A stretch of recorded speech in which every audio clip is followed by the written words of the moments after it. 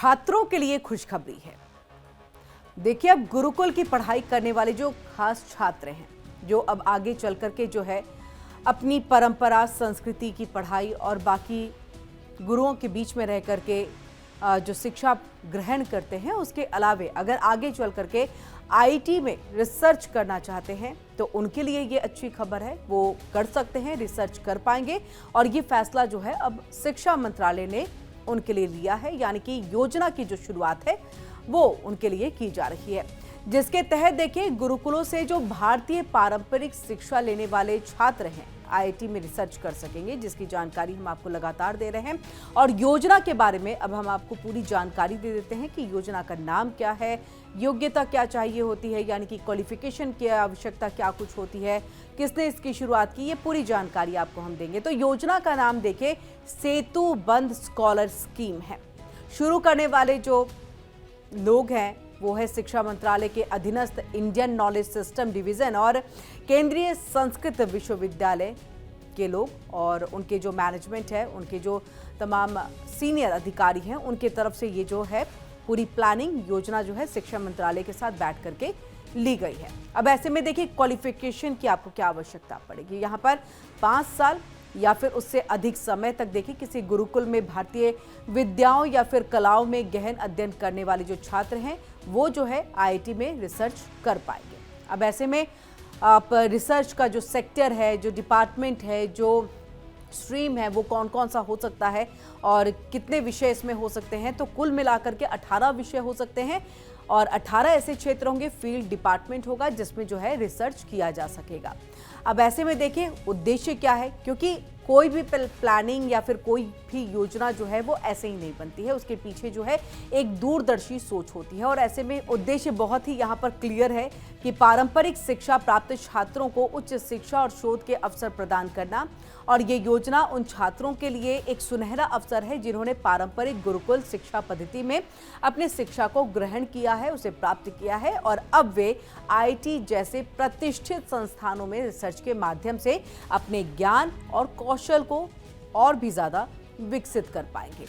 ऐसे में देखिए, जो हमने आपसे पहले कहा कि इसकी शुरुआत किसने की, क्यों लगा कि इसको करना चाहिए, तो इसके एक लाभार्थी हैं कुलपति प्रोफेसर श्रीनिवास वारखेड़ी ने।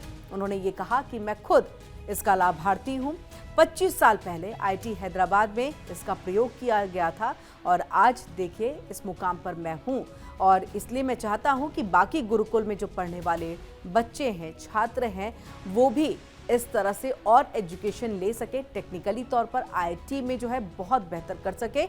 और जिनको इच्छा हो उनके लिए गुरुकुल में पढ़ाई करना एक बैरियर ना हो, बल्कि वहां से रास्ते जो हैं वो खुले। ये तमाम बातों को कहते हुए कुलपति नजर आए। अब ऐसे में देखिए, ये जानकारी तो हमने आपको एक नॉलेज के लिए दी कि आपके बच्चे अगर गुरुकुल में पढ़ाई कर रहे हैं तो वो आगे इस तरह से रिसर्च में भी जा सकते हैं। लेकिन ये खास तौर से उनके लिए भी है जो एक समुदाय के हैं और वो समुदाय मदरसे से आगे निकलना ही नहीं चाहते।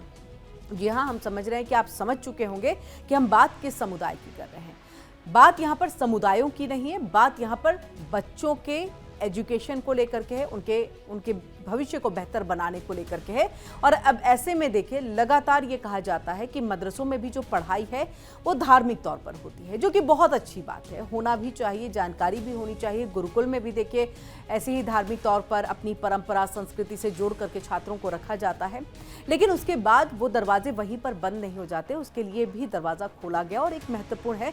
तो इसलिए ये खासतौर से उस मुस्लिम समुदाय के लोगों के लिए भी है, पेरेंट्स के लिए, अभिभावक के लिए भी है, जो अपने बच्चों को सिर्फ मदरसों में पढ़ाते हैं, हायर एजुकेशन या फिर आगे चल करके कोई और पढ़ाई जो है उन्हें नहीं कराते हैं। उन्हें लगता है मदरसे में पढ़ लिया तो बस हो गया यहाँ पर, क्योंकि यहीं पर जो है इनको ग्रेजुएशन, इनको पोस्ट ग्रेजुएशन, सब चीज़ का सर्टिफिकेट जो है वो दे दिया जाता है, जो कि कोर्ट ने इसको एक तरह से असंवैधानिक माना है। चलिए, हम बहुत ज़्यादा डिटेल में नहीं जाएंगे, लेकिन ये खास तौर से उन्हीं समुदायों के लोगों के लिए है।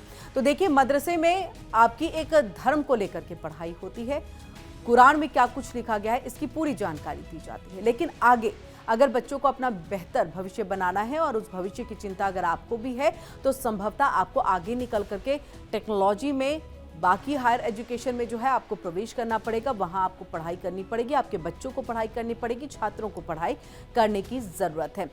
ये पूरा मामला देखिए, जब मदरसे को उत्तर प्रदेश में खास तौर से ये मसला जो है बहुत ज़्यादा उठता है कि किस तरह से जो है मदरसे में एक एजुकेशन ऐसी दी जाती है जिससे बच्चे भटक भी जाते हैं, उनका माइंड वॉश भी हो जाता है। तमाम बातों को रखते हुए गवर्नमेंट की तरफ से जो है ये कहा गया था कि अगर मदरसे हैं तो उनके संचालन पर रोक लगनी चाहिए और बच्चों को एक स्कूल में एक जो स्कूल का फॉर्मूला है, स्कूल की श्रृंखला है, उसमें उनका एडमिशन जो है वो होना चाहिए ताकि वो आज के वक्त के साथ अपने आप को कनेक्ट कर सके।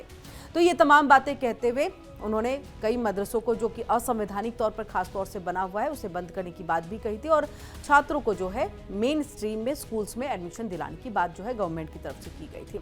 लेकिन फिर ये मामला उठ करके चला जाता है कोर्ट में, कोर्ट का दरवाजा खटखटाया जाता है। ऐसा लगता है कि एक समुदाय के साथ जो है ये गलत किया जा रहा है कि मदरसे में बच्चों को ना पढ़ाएं या मदरसा गलत है।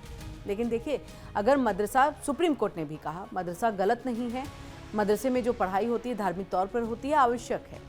लेकिन ये भी सुप्रीम कोर्ट की तरफ से कहा गया कि सरकार खुद इस पर ध्यान दे और ये कहा गया कि मदरसों में जो पढ़ने वाले विद्यार्थी हैं उनको नियमित स्कूल में भी दाखिला दिलाया जाए। इस बात को समझने की जरूरत है। जो लोग ये कहते हैं कि एक समुदाय को खासतौर से निशाना बनाया जाता है, तो ऐसा बिल्कुल भी नहीं है।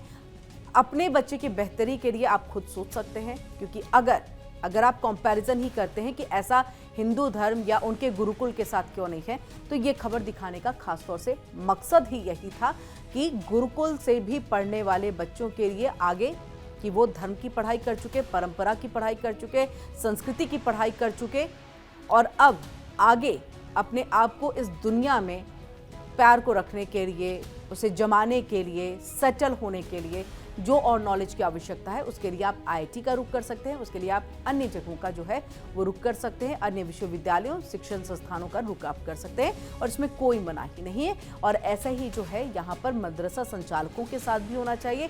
धर्म भी पढ़ाइए, अपनी परंपरा, अपनी संस्कृति भी बताइए, लेकिन टेक्निकल नॉलेज भी आप दीजिए जिससे बच्चे अपने आप को अलग ना महसूस करके दुनिया के साथ कनेक्टेड महसूस कर सके। और कोर्ट ने भी इसी बात को जो है कहा है।